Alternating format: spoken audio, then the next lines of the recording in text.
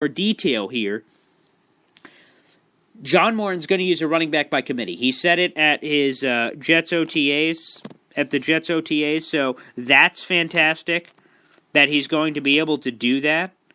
I also feel that, to be perfectly honest with you, John Morton is going to bring a new dynamic to this team, and maybe that happens with everybody who ends up, you get all the love and from new coaches. It's kind of a honeymoon period from that standpoint. But I really believe in some of the energy. I believe that perhaps we can see Bilal Powell being maximized. I'd like to see him get a lot more PT this year. That's what I'm hoping John Morton can do. Matt Forte, hopefully he can get utilized more so on third downs. That, to me, didn't make a lot of sense last year. Not really sure what Chan Gailey was doing from that perspective. I would love to see the tight end being maximized, and from all accounts, it seems like the tight end position is going to be revolutionized here with the Jets. I mean, that's not really saying much because the last 2 years they've just ignored the position outright.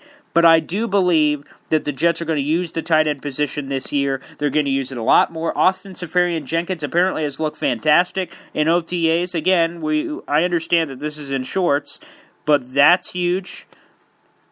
That Austin Seferian-Jenkins has looked good. We also have not Jason Morrow, which I almost said by accident, but we also have the new draft pick, Jordan Leggett, who has come in and look good. So there's a lot of different things here that I'm really looking forward to. The energy from a Kevin Green to the John Morton utilizing the tight end, the offensive things, and the energy. That's really what I'm looking for. Let's go to our next question. At True Jets fans, why aren't we giving Hack the chance to be great, especially in this rebuild? Now, I'm going to build on a previous point here. I just talked about it. So thanks for all the fans who've tuned in and sent in questions.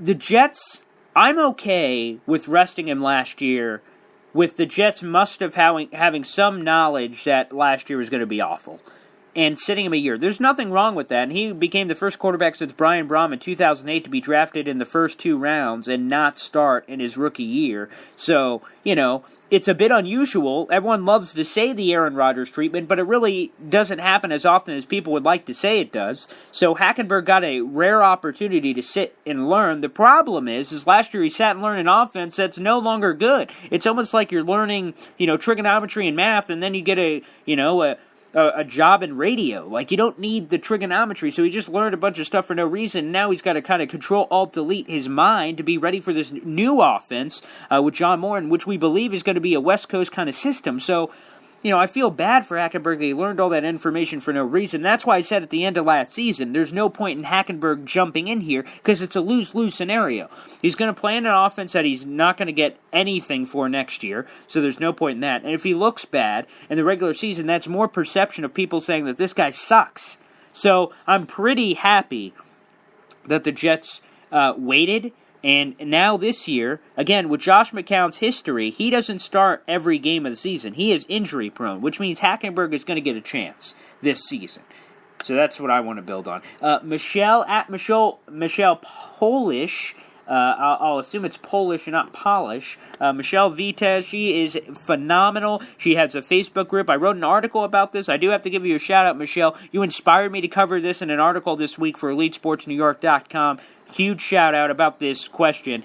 Is Josh McCown worse than Fitzpatrick, or is he a true mentor? This is a phenomenal question. I wrote an article about it. Again, you can check that out on EliteSportsNewYork.com. Huge shout-out to our Facebook group, No Fly Zone. They always support my content. It's always great discussion in there. So any Jets fans who are listening in should jump on the No Fly Zone Facebook group.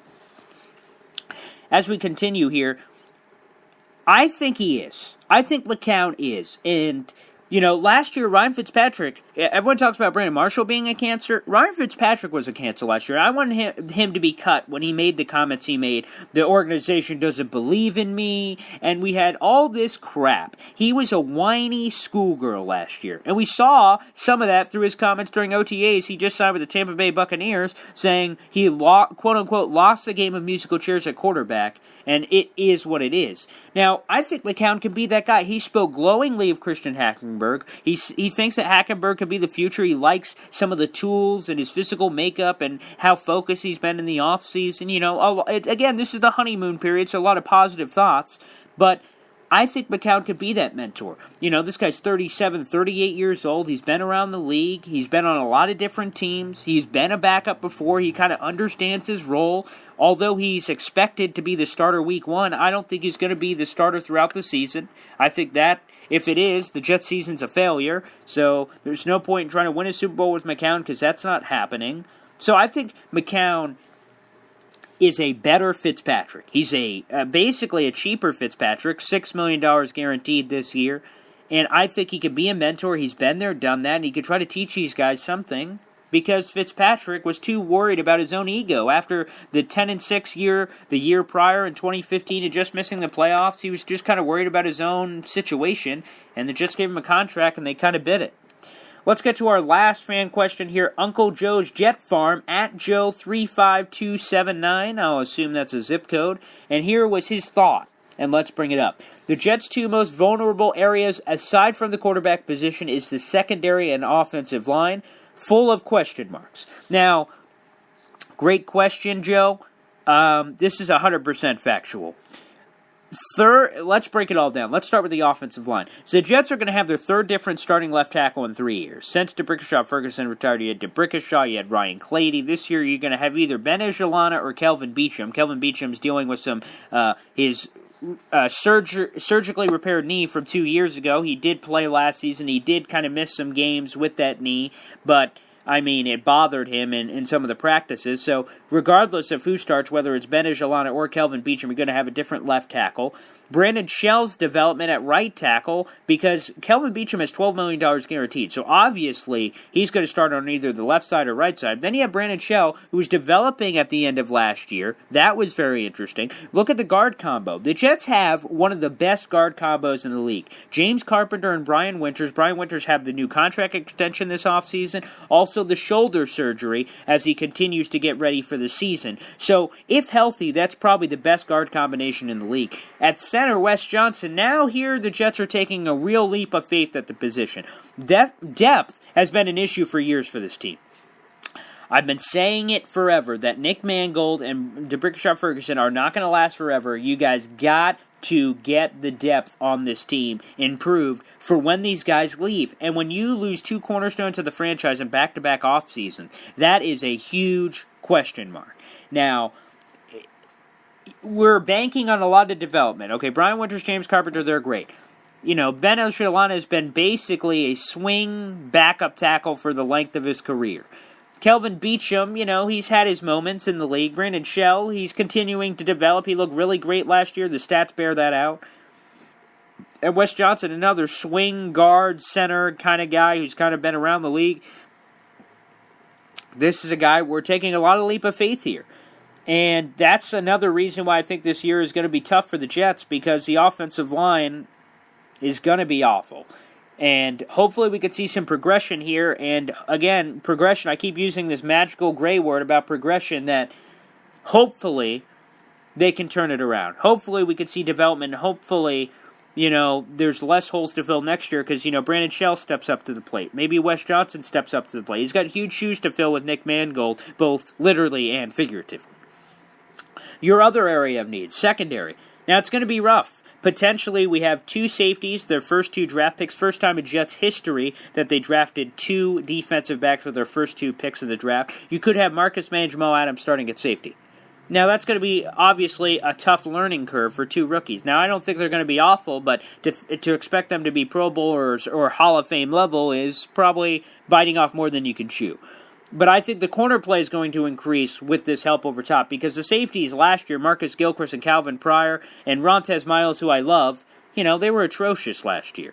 The Jets were getting beat deep on every other play. So I think the safety help is going to be better this year, which means the cornerback play will be better. Obviously, the Jets waited till the 6th round to address the cornerback position, so they feel pretty good about Morris Claiborne, Justin Burris, Darryl Roberts, Buster Screen. They feel better about some of these guys, and maybe the fans aren't too crazy about it, but I think these guys are going to make that next step. I think that we're going to see some of that. And again, a shout out to Connor Rogers for breaking down Morris Claiborne's tape. We have that in the Jet Zone archive. So, to kind of wrap things up here, right here on the Jet Zone on Sports War Radio, Great questions here. I think that it's going to be a learning year. It's going to be a rebuilding year. I think Todd Bowles and Mike Buchanan are going to survive almost no matter what the season is, because I think we just kind of understand that we need to see progress, and that's more important than wins and losses. So I want to thank all the fans who sent in questions today. We did this new live feature. If you enjoyed it, comment, tweet at us, tweet at me, at BoyGreen25, tweet at @thejets_zone, and tell us what you think. If you love the live version, we'll try to do that more often. We record it in a new way. I hope you guys enjoyed it. Thank you so much. And we couldn't do it without you. Shout out to our sponsor at Art of Coolin. That's Art of KOOLIN.com.